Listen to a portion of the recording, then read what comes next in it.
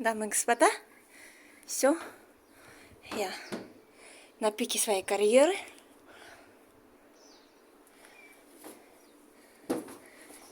Надо мною колокола, звонница.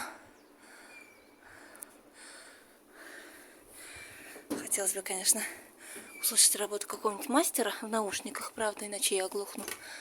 Вот такой вид чудесный.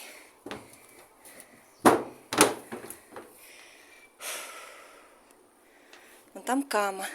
Вон там мы были, чертово городище. Кама разливается. Говорят, что по весне здесь много снега. Все вот это хозяйство заливает. Полы еще гремят. Фестиваль колокольного звона. Тут всякие эти. Вот. 200 лет церкви при советской власти. Там я заметила пол. Плиткой был выложен. Вот сжигают лес, делают тропинку. Продолжаю, значит, при советской власти сделали пол плиткой, и, я так понимаю, был склад. Все оббили, замазали, вот, но оставили это здание. Может, склад был, может, еще что-то, может, ДК какого-нибудь.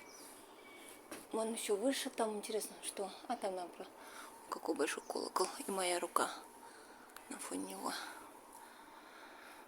Вот, ну, здание сохранилось. Это здорово в том плане, что можно видеть оригинальную архитектуру. Вот. Ее построили при покровительстве Екатерины. На этом все. Дамы и господа, я спускаюсь.